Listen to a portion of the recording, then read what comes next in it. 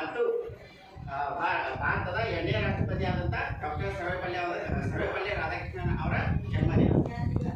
ಇವ್ರು ಏನಾಗಿದ್ರಪ್ಪ ಅಂತಂದ್ರೆ ಒಬ್ಬ ಶ್ರೇಷ್ಠ ತತ್ವಜ್ಞಾನಿ ಹಾಗೂ ತತ್ವಶಾಸ್ತ್ರಜ್ಞ ಹಾಗೂ ರಾಜಕೀಯ ನೀತಿಜ್ಞ ಆಗಿದ್ರು. ಹೌದಾ? ಇವರು ಸೆಪ್ಟೆಂಬರ್ 5, 1888ರಲ್ಲಿ ತಮಿಳುನಾಡಿನ ತಿರುಚೇರಿ ಅನ್ನುವಂಥ ಒಂದು ಸ್ಥಳದಲ್ಲಿ ಏನಾಗ್ತಪ್ಪ ಅಂತಂದ್ರೆ ಜನಿಸ್ತಾರೆ.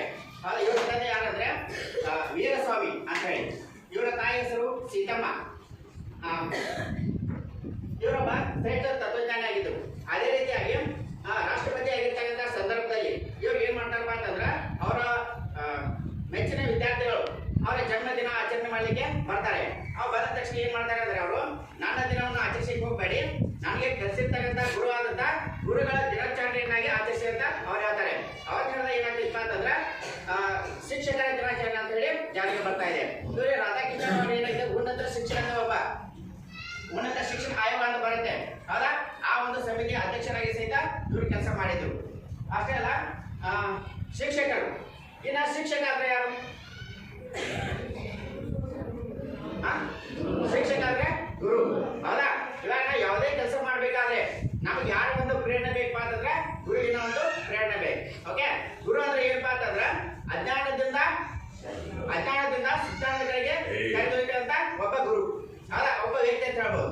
ಅಥವಾ ಕತ್ತಲೆಯಿಂದ ಬೆಳಕಿನೆಡೆಗೆ, ಯಾವ ಕಡೆಯಿಂದ? ಅಥವಾ ಅಂಧಕಾರದಿಂದ ಬೆಳಕಿನ ಕಡೆಗೆ ಕರೆದೊಯ್ಯುವಂತ ವ್ಯಕ್ತಿ ಯಾರಪ್ಪ ಅಂತಂದ್ರೆ ಶಿಕ್ಷಕ. ಹೌದಾ? ಇನ್ನು ಶಿಕ್ಷಕ ಅಂದ್ರೆ ನಿಮ್ ಶಬ್ದ ಗೊತ್ತಿದೆ. ಹೌದಾ? ಅಲ್ಲಿ ಮೊದಲನೇ ಅಕ್ಷರ ಏನ್ ಹೇಳ್ತಾ ಇದೆಯಪ್ಪ ಅಂತಂದ್ರೆ ನಾವು ಶಿಕ್ಷಕರು ಹೆಂಗಿರ್ಬೇಕಪ್ಪ ಅಂತಂದ್ರೆ ಫಸ್ಟ್ ಶಿಸ್ತಿನಿಂದ ಇರ್ಬೇಕು. ಹೆಂಗಿರ್ಬೇಕು? ಶಿಸ್ತಿನಿಂದ ಇರ್ಬೇಕು. ಹೌದಾ? ಅಲ್ಲಿ 2ನೇ ಶಬ್ದ ಇದೆ. ಯಾವುದು? ಕ್ಷ. ಹೌದಾ? ಅಕ್ಷಯ ಅಂದ್ರೆ ಏನು? ಕ್ಷಮಾಗುಣ. ಆದ್ರೆ ಯಾವುದೇ ಮಗು ಶಾಲೆಯಲ್ಲಿ ತಪ್ಪು ಮಾಡಿದ್ರೆ ಅಥವಾ ಏನಾದ್ರೂ ಮಿಸ್ಟೇಕ್ ಮಾಡಿದ್ರೆ ಆ ಮಗುವನ್ನ ಕ್ಷಮೆ ಮಾಡ್ತಕ್ಕಂಥ, ಹೌದಾ, ಪುನಃ ಆ ವ್ಯಕ್ತಿಯಲ್ಲಿ ಇರ್ಬೇಕು. ಯಾರಂದ್ರೆ ಶಿಕ್ಷಕರ ಹೊಟ್ಟೆ ಇರ್ಬೇಕು. ಇಲ್ಲ ಕ ಅಂದ್ರೆ ಶಿಕ್ಷಕ ಲಾಸ್ಟ್ ವರ್ಡ್ ಏನಿದೆ? ಕ. ಹೌದಾ?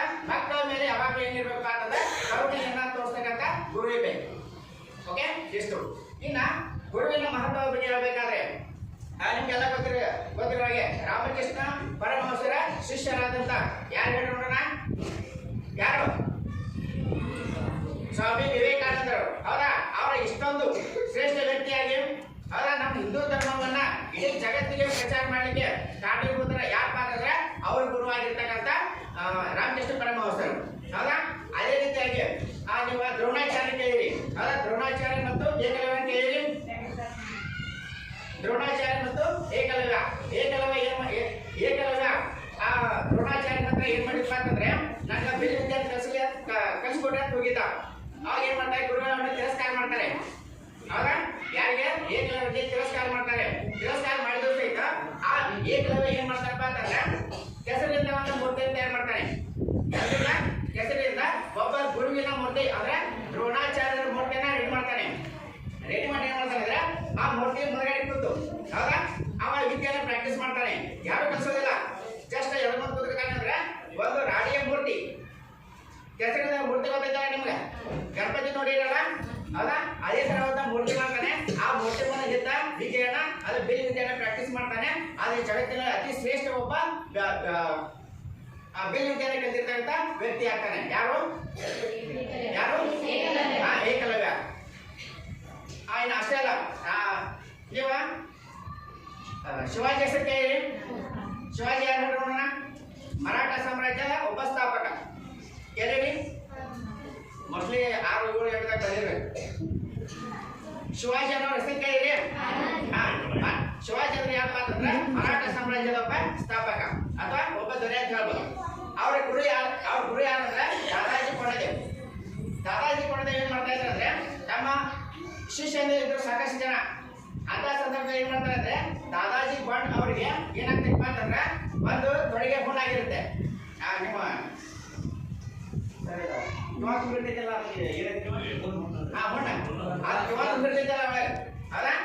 ಇಲ್ಲಿ ನೋಡಿ, ಶಿವಾಜಿ ಅವರ ಗುರುವಾಗಿರ್ತಕ್ಕಂಥ ದಾದಾಜಿ ಕೊಂಡ್ರೆ ಅವ್ರಿಗೆ ಏನಾಗಿತ್ತು ಅಂತ ಒಂದು ತೊಡೆಗೆ ಹುಣ್ಣಾಗಿತ್ತು. ಹೌದಾ? ನಿಮ್ಗೆಲ್ಲ ಗೊತ್ತಿದೆ ಹುಣ್ಣಾದ ಯಾವ ತರ ನೋವಾಗುತ್ತೆ ಅಂತ ಹೇಳಿ. ಹೌದಾ? ಅಷ್ಟೊಂದು ನೋವು ಆ ಗುರುವಿಗೆ ಆಗಿತ್ತು. ಅವಾಗ ಏನ್ ಮಾಡ್ತಾರಪ್ಪ ಅಂದ್ರೆ ದಾದಾಜಿ ಕೊಂಡಿದ್ದೆವು ಎಲ್ಲ ತಮ್ಮ ಶಿಷ್ಯರನ್ನ ಕೇಳ್ತಾರೆ. ಹೌದಾ? ಕರೆದ ತಕ್ಷಣ ಏನ್ ಮಾಡ್ತಾರೆ ಅಂದ್ರೆ ನನಗ ಹಿಂದಿನ ಕೈಲೊಂದ ತೊಡೆಗೆ ಅದ ಒಂದು ಹುಣ್ಣಾಗಿದೆ. ಆ ಹುಣ್ಣಿನ ನನಗೆ ನೋವಾಗ್ತಾ ಇದೆ ಹೌದಾ, ಎಷ್ಟಂದ್ರೆ ಸಾಕಷ್ಟು ನೋವಾಗ್ತಾ ಇದೆ. ಆ ನೋವಿನಿಂದ ನಾವು ಹೊರಬೇಕಾದ್ರೆ ಯಾರಾದರೂ ಒಬ್ರು, ಅದ ಹಲವಾರು ಜನ ಶಿಷ್ಯಂದಿರಿದ್ರು, ಹಲವಾರು ಜನ ಶಿಷ್ಯರಲ್ಲಿ ಯಾರಾದರೂ ಒಬ್ರು ಬಂದ ಅದನ್ನ ಬಾಯಿಯಿಂದ ಅದ ವೈದ್ಯದ ರಸವನ್ನು ಹೀರಿ ಕೇಳ್ಕೊತಾರೆ. ಯಾರ ಹತ್ರ ಕೇಳ್ಕೊತಾರೆ? ಶಿಷ್ಯಂದ್ರ ಹತ್ರ ಕೇಳ್ಕೊತಾರೆ. ಹೌದಾ, ಎಲ್ಲಾ ಶಿಷ್ಯರು ಏನ್ ಮಾಡ್ತಾರೆ? ನಾ ಹೇಳ್ತಾ ಇದ್ದೀನು, ನಿಮ್ಮ ಮುಖ ಎಲ್ಲ ನಾನು ಹೇಳಿದನು. ಹೌದಾ, ಎಷ್ಟೋ ಜನ ಮುಖ ತಿಂತಾ ಇದ್ದೀರಿ, ಹೌದಲ್ಲ? ಆದ್ರೆ ಅಲ್ಲಿ ಗುರು ಹೇಳಿದಾನೆ. ಯಾರು ಹೇಳಿದಾರು? ಗುರು. ಹೌದಾ, ಯಾರ ದಾದಾಜಿ ಕೋಟದೇವರ ಹೇಳಿದ್ದಾರೆ. ಹೌದಾ, ಅವಾಗ ಏನಾಗ್ತಿದಪ್ಪ ಅಂತಂದ್ರೆ ಯಾರು ಒಪ್ಪೋದಿಲ್ಲ. ಹೌದಾ, ಬರ್ತಾರೆ, ಅದನ್ನ ನೋಡ್ತಾರೆ, ಹುಣ್ಣ ನೋಡಿದ ತಕ್ಷಣ ವಾಪಸ್ ಹೋಗ್ತಾರೆ. ಹೌದಾ, ವಾಪಸ್ ಹೋಗ್ತಾರೆ. ಆದ್ರೆ ಒಬ್ಬ ವ್ಯಕ್ತಿ ಮಾತ್ರ ಬರ್ತಾನೆ. ಹೌದಾ, ಒಬ್ಬ ವ್ಯಕ್ತಿ ಮಾತ್ರ ಬರ್ತಾನೆ. ಅದನ್ನ ಬಾಯಿಯಿಂದ ಕಚ್ತಾನೆ. ಕಚ್ಚಿ ಅದ್ರ ಒಳಗಿರ್ತಕ್ಕಂಥ ಎಲ್ಲ ಕಿವನ್ನ ಹೊರಗೆ ತೆಗಿತಾನೆ. ಹೌದಾ, ಹೊರಗೆ ತೆಗೆದ ನಂತರ ಗೊತ್ತಾಗುತ್ತೆ ಅದ್ರಲ್ಲಿ ಏನಿತ್ತಪ್ಪ ಅಂತಂದ್ರೆ ಮಾವಿನ ಮಾವಿನಕಾಯಿಯ ಶೀಕರಣಿ. ಅರ್ಥ ಆಯ್ತಾ? ಆ ತೊಡೆಯಲ್ಲಿ ಹುಣ್ಣ ಇದ್ದಿದ್ದು ಹೇಳ್ತಿಲ್ಲ, ಆ ಹುಣ್ಣಿನ ಒಳಗೆ ಏನಿತ್ತಪ್ಪ ಅಂತಂದ್ರೆ ಮಾವಿನ ಹಣ್ಣಿನ ರಸವನ್ನ ಅವರೇ ಹಾಕಿದ್ರು. ಯಾರ ಸಲುವಾಗಿ ಹಾಕಿದ್ರಪ್ಪ ಅಂತಂದ್ರೆ ನಮ್ಮ ಶ್ರೇಷ್ಠ ಶಿಷ್ಯ ಅಂದ್ರೆ ಯಾರು ಅಂದ್ರೆ ಟೆಸ್ಟ್ ಮಾಡ್ಬೇಕಾಗಿತ್ತು. ಹೌದಾ, ಟೆಸ್ಟ್ ಮಾಡ್ತಾ ಇದ್ದ ಸಂದರ್ಭದಲ್ಲಿ ಒಬ್ಬ ವ್ಯಕ್ತಿ ಬರ್ತಾನೆ. ಯಾರು? ಮರಾಠ ಸಾಮ್ರಾಜ್ಯ ಸ್ಥಾಪಕನಾದಂತ ಶಿವಾಜಿ ಮಹಾರಾಜ್. ಹೌದಾ, ಅವಾಗ ಗುರು ತಮ್ಮ ಆಶೀರ್ವಾದ ಮಾಡ್ತಾನೆ ಅವ್ರಿಗೆ. ಏನಂತ? ನೀನೊಬ್ಬ ಸಾಮ್ರಾಜ್ಯದ ಅಧಿಪತಿ ಆಗ್ತೀಯ ಅಂತ ಹೇಳಿ ಆ ಒಂದು ಆಶೀರ್ವಾದ ಮಾಡಿದ್ರ ಪರವಾಗಿ. ಹೌದಾ, ನಾವು ಇವತ್ತು ಏನ್ ಮಾಡ್ತಾ ಇದ್ದೀವಿ ಅಂತಂದ್ರೆ ಮರಾಠ ಸಾಮ್ರಾಜ್ಯದ ಸ್ಥಾಪಕ ಯಾರಂತಂದ್ರೆ ಶಿವಾಜಿ ಅವರು. ಹೌದಾ, ಅದಕ್ಕೆ ಯಾವ ಕೆಲಸ ಮಾಡ್ಬೇಕಾದ್ರೆ ನಮ್ಗೆ ಯಾರು ಬೇಕು ಅಥವಾ ಯಾರ ಒಂದು ಮಾರ್ಗದರ್ಶನ ಬೇಕಪ್ಪ ಅಂತಂದ್ರೆ ಗುರು. ಹೌದಾ, ಗುರು ಇಲ್ಲದೆ ಯಾವುದೇ ಒಂದು ಕೆಲಸವನ್ನ ಮಾಡ್ಲಿಕ್ಕೆ ಅಸಾಧ್ಯ. ಓಕೆ, ಈ ಒಂದು ವೇದಿಕೆಯಲ್ಲಿ ಡಾಕ್ಟರ್ ಸರ್ವೇಪಲ್ಲಿ ರಾಧಾಕೃಷ್ಣನ್ ಹಾಗೂ ಗುರುವಿನ ಒಂದು ಮಹತ್ವವನ್ನು ಹೇಳಿಕೆ ಅವಕಾಶ ಮಾಡಿಕೊಟ್ಟಿರ್ತಕ್ಕಂಥ ತಮ್ಮೆಲ್ಲರಿಗೆ ಧನ್ಯವಾದ.